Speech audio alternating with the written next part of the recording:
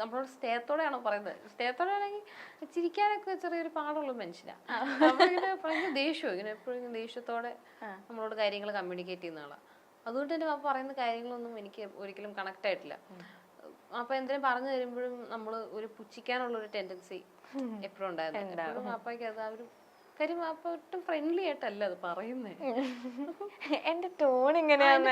അതെ അത് പക്ഷെ അപ്പൊ ഇത് ഭയങ്കര ദേഷ്യപ്പെട്ടു, നിങ്ങളോടൊന്നും പറഞ്ഞിട്ട് കാര്യമില്ല, ആ രീതിയിലാണ് സംസാരിക്കുന്നത്. അപ്പം പക്ഷെ ഉമ്മ പറയുമ്പോ ഭയങ്കര ഫ്രണ്ട്ലി ആയിട്ട് നമ്മളോടൊപ്പം ഒരാള് അങ്ങനെയാ പറയുന്നത്. പക്ഷെ ഞാൻ ഇപ്പം ഭയങ്കരമായിട്ട് റിയലൈസ് ചെയ്തു അപ്പൊ പണ്ട് പറഞ്ഞു തന്നിരുന്ന കാര്യങ്ങൾ ഭയങ്കര റെലവെന്റ് ആയിരുന്നു എന്ന്.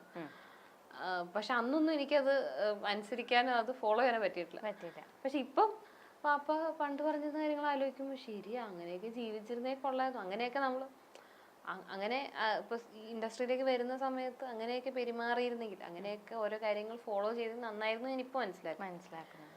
പക്ഷെ അന്നത് വാപ്പയുടെ മോഡ എല്ലാം കൂടെ എടുത്ത് പറയുമ്പോ അത് നമ്മൾ ചെയ്യത്തില്ല, നമ്മൾ ഒരിക്കലും ചെയ്യത്തില്ല എന്നുള്ളൊരു മൈൻഡില്. അത് എനിക്ക് വാപ്പയോട് എനിക്ക് എപ്പോഴും പറയുന്നത്, വാപ്പ കുറച്ച് ഫ്രണ്ട്ലി ആയിട്ട് പെരുമാറിയിരുന്നെങ്കിൽ ചിലപ്പോ പറഞ്ഞിട്ടുണ്ട്. അങ്ങനെ ഇല്ല, അങ്ങനെ പറഞ്ഞിട്ടില്ല, ഞാനിപ്പോ വീഡിയോയിലാണ് പറയുന്നത്. കുറച്ചുകൂടെ ഒന്ന് ഫ്രണ്ട്ലി ആയിട്ട് പെരുമാറിയിരുന്നെങ്കിൽ ഞാൻ എപ്പോഴും ആഗ്രഹിക്കുന്നു. ഇപ്പൊ അച്ഛന്മാരൊക്കെ ഒരു പറയുന്ന കാര്യങ്ങളൊക്കെ ശരിയാ, പക്ഷെ ഇവര് ഭയങ്കര ഹാഷായിട്ട് നമ്മളോട് പറഞ്ഞിട്ടുള്ളൂ. ഇവർക്ക് എന്തോ അതായത് സോഫ്റ്റ് ആയിട്ട് പറയുന്നത് ഇവരുടെ ഒരു നേച്ചർ അല്ല രീതിയിൽ. അത് എല്ലാ അച്ഛന്മാരും അങ്ങനെ, എനിക്കും എന്റെ ഫ്രണ്ട്സിന്റെ ഒക്കെ അച്ഛന്മാരും അങ്ങനെയാണ്. എല്ലാവരും ഭയങ്കര മൊടയാ. അപ്പൊ നമുക്ക് അവരെ അനുസരിക്കാൻ തോന്നത്തില്ല, പക്ഷെ അവരിത് മനസ്സിലാക്കത്തുമില്ല. അപ്പൊ എനിക്ക് അപ്പൊ പണ്ട് കുറച്ചുകൂടെ ഫ്രണ്ട്ലി ആയിട്ട് പറഞ്ഞിരുന്നെങ്കിൽ ഞാൻ ചിലപ്പോ അനുസരിച്ചത്. എനിക്ക് ചിലപ്പോ ഇത് പറഞ്ഞാലും അപ്പൊ അമ്മയിച്ചരത്തില്ല. ഫ്രണ്ട്ലി ആയിട്ട് എന്തെങ്കിലും പറഞ്ഞിട്ടുണ്ടോ? ഇല്ല, ഫ്രണ്ട്ലി ആയിട്ട് പറഞ്ഞ സംഭവങ്ങളൊക്കെ കുറവാ. അപ്പൊ രണ്ടുപേരും എന്ത് തൊട്ടിത്തരം കാണിച്ചാലും ഉമ്മടുത്തായിരിക്കുമല്ലോ പോയി പറയണേ. ഉമ്മടുത്ത് പറയാനുള്ള സ്പേസ് ഉണ്ട്. അപ്പ അടുത്ത് പറഞ്ഞു കഴിഞ്ഞാ അപ്പ വഴക്ക് പറയും എന്നുള്ളൊരു പേടി കൊണ്ട് പറയത്തില്ല. കൂടുതൽ ഫ്രണ്ട്ലി ഉമ്മടുത്തായിരുന്നു. ഇപ്പൊ നമ്മള് നേരത്തെ പേരിന്റെ കാര്യം പറഞ്ഞോണ്ട് ചോദിക്കാം, ചേച്ചിക്ക് ബോയ് ഫ്രണ്ട് ഉണ്ടെന്ന് ചേച്ചി എല്ലാ ഇന്റർവ്യൂലും പറയുന്നുണ്ട്. അപ്പൊ എന്നാണ് കല്യാണ പ്ലാൻ ഒക്കെ ഉണ്ടോ, അതോ നമ്മുടെ ലക്ഷ്മി ചേച്ചി ഇങ്ങനെ നിക്കുന്നുണ്ട് അത് കഴിയാതെ നമുക്ക് പറ്റില്ല എന്നുള്ള ഇതാണോ? അല്ല അല്ല, കല്യാണമൊക്കെ പതുക്കെയുള്ളൂ. അത് സെറ്റ് ആവട്ടെ.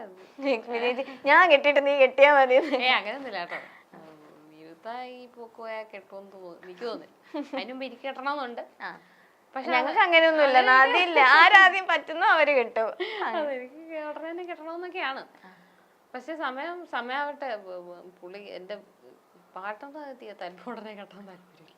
ഓക്കെ, ആ സമയാവട്ടെ. ഭയങ്കര സപ്പോർട്ടാണ് എല്ലാ കാര്യത്തിലൊക്കെ. ലൈക്ക് ചേച്ചി ആഗ്രഹിക്കും, നമുക്കൊരു പാർട്ട്ണർ തന്നെ നമുക്ക് എല്ലാവർക്കും ഒരു ആഗ്രഹം ഉണ്ടാവല്ലോ, ആ രീതിയിലുള്ള ഒരാൾ. സപ്പോർട്ടില്ലാത്ത പാർട്ട്ണറെ ഞാൻ പ്രേമിക്കാൻ തന്നെ പോകത്തില്ലല്ലോ. അപ്പൊ അത് തന്നെ പ്രസക്തി ഇല്ല. അതാണ് നമ്മള് പ്രേമെന്ന് വെച്ചാൽ ഒരാളെ സഹിക്കലല്ലോ. അപ്പം സപ്പോർട്ട് ചെയ്തില്ലേ അവിടെ നിന്നു, ബന്ധം നിന്നു, തീർന്നു. സപ്പോർട്ട് ചെയ്യാറുണ്ടോ എന്ന് ചോദിക്കേണ്ട ആവശ്യമില്ല. ഈ മാസ് കമ്മ്യൂണിക്കേഷൻ എന്ന് പറഞ്ഞ സബ്ജക്ട് എടുത്ത് ചേച്ചിക്ക് മീഡിയ ഫീൽഡിലേക്ക് വരാൻ വേണ്ടി തന്നെ അങ്ങനെ ഓർത്തിട്ടാണോ എടുത്തത്, അതോ ആ ഒരു? ഞാൻ പണ്ട് എനിക്ക് ക്യാമറ ഹാൻഡിൽ ചെയ്യാൻ താല്പര്യം ഉണ്ടായിരുന്നു.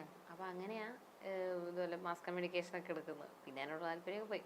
അപ്പൊ അങ്ങനെ എടുത്താ സിനിമ ആയിട്ട് വന്നൊന്നുമില്ല.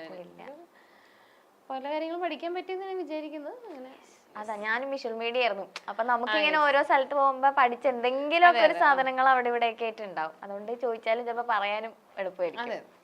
ഓക്കെ, ഇപ്പൊ ഉമ്മ സിനിമയില് കുറച്ച് സിനിമകളൊക്കെ ചെയ്തല്ലോ. അപ്പൊ ഉമ്മയുടെ ഒരു എൻട്രി എങ്ങനെയായിരുന്നു സിനിമയിലേക്ക്? ഉമ്മയുടെ ഈ കുമ്പളങ്ങി നൈറ്റ്സില് വെറുതെ ഒരു ഓഡിഷന് പോയതാ. അങ്ങനെ വേറൊരു റോളിനുള്ള ഒരു ഓഡിഷന് പോയതാ. പക്ഷെ ഫഹദിന്റെ അമ്മയായിട്ട് അതിന്റെ ഓഡിഷന് പോയതാ. പക്ഷെ ഇതാണ് കിട്ടിയത്. അപ്പൊ അത് ഇതുപോലെ തീരെ പ്രതീക്ഷിക്കാതെ പുള്ളിക്കാരി ചേച്ചിയുടെ ഫ്രണ്ട് അതില് വർക്ക് ചെയ്യുന്നുണ്ടായിരുന്നു.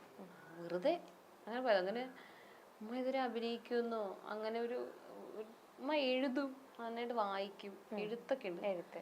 അല്ലാതെ മറ്റു കലകൾ ഒന്നും ഉള്ളതായിട്ട് എനിക്ക് തോന്നിയിട്ടില്ല. പക്ഷെ സജീവമായിട്ട് എന്നെക്കാളും പടങ്ങൾ ചെയ്തോണ്ടിരിക്കും. അഭിമാനത്തോടെ ഞാൻ പറയുന്നു. പക്ഷെ ഇപ്പൊ ഉമ്മ ഭയങ്കര കാര്യമായിട്ട് അഭിനയിക്കുകയും പണ്ടൊക്കെ ഉമ്മ ഫേസ്ബുക്കില് ആൾക്കാരെ വിമർശിച്ചൊക്കെ കാര്യമായിട്ടൊക്കെ എഴുതുമായിരുന്നു. ഭയങ്കര വിമർശനങ്ങളും എല്ലാരെയും കുറ്റപ്പെടുത്തി. അതായത് അങ്ങനെ മറയൊന്നുമില്ല, ഉമ്മക്ക് തോന്നുന്നു ഉമ്മ എഴുതും. അങ്ങനെ കുറെ പണിയും കിട്ടിയിട്ടുണ്ടെന്ന് തോന്നുന്നേ. പക്ഷെ സിനിമയിൽ കയറിയതിനു ശേഷം ഒരു അക്ഷരം ഇനിയിപ്പൊ എന്തിനാ വിമർശിക്കുന്നത് മൈൻഡാന്ന് തോന്നുന്നു. ഇപ്പൊ അങ്ങനെ ആരും വിമർശിക്കാറൊന്നുമില്ല.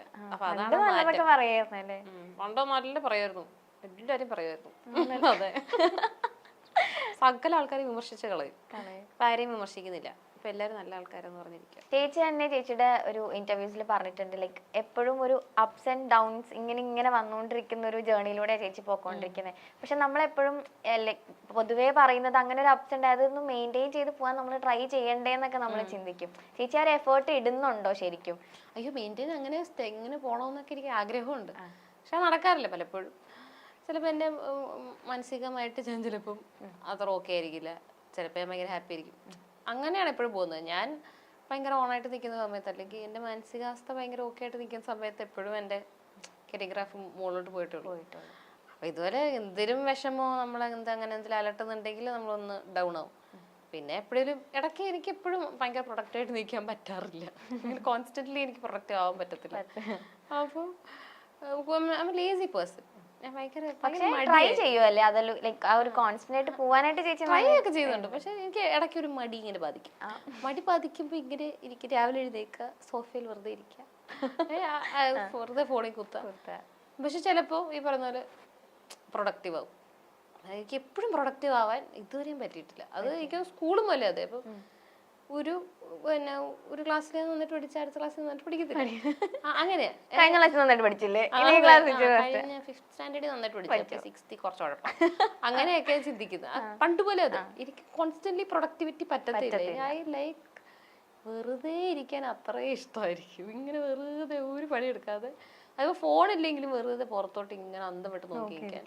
സോഷ്യൽ മീഡിയയിൽ ആക്റ്റീവായ താരം തന്റെ ഫോട്ടോഷൂട്ട് ചിത്രങ്ങളും മറ്റും പങ്കുവയ്ക്കാറുമുണ്ട്. ഒരു സിനിമാ കുടുംബത്തിൽ നിന്നാണ് അനാർക്കലി വരുന്നത് എന്ന് വേണമെങ്കിൽ പറയാം. കാരണം അനാർക്കലിയുടെ സഹോദരി ലക്ഷ്മി മരക്കാർ അഭിനേതാവാണ്. മാത്രമല്ല അമ്മയും പല സിനിമകളിലും അമ്മ വേഷങ്ങളിൽ ഒക്കെ എത്തി തിളങ്ങിയ നടിയാണ്. തന്റെ ജീവിതത്തെക്കുറിച്ചും തന്റെ കാമുകന്മാരെ പറ്റിയും അങ്ങനെ എല്ലാ കാര്യത്തെ പറ്റിയും തുറന്നു പറയുന്ന ഒരു നടി കൂടിയാണ് അനാർക്കലി. സുലേഖ മൻസിൽ, മന്ദാകിനി, ഗഗനചാരി തുടങ്ങിയ സിനിമകളിലൂടെ പ്രേക്ഷകരുടെ കയ്യടി നേടാൻ അനാർക്കലിക്ക് സാധിച്ചിട്ടുണ്ട്. സഹനടിയായി മികച്ച പ്രകടനം കാഴ്ചവെച്ചിട്ടുണ്ട് അനാർക്കലി. സോഷ്യൽ മീഡിയയിലും സജീവ സാന്നിധ്യമാണ് താരം. പങ്കുവയ്ക്കുന്ന ചിത്രങ്ങളും റീലുകളും എല്ലാം വൈറലാകാറുണ്ട്. തന്റെ പാട്ടിലൂടെയും ഡാൻസിലൂടെയും സോഷ്യൽ മീഡിയയുടെ ശ്രദ്ധ നേടാറുണ്ട് അനാർക്കലി. അനാർക്കലിയുടെ അഭിമുഖങ്ങൾക്കും ആരാധകരുണ്ട്.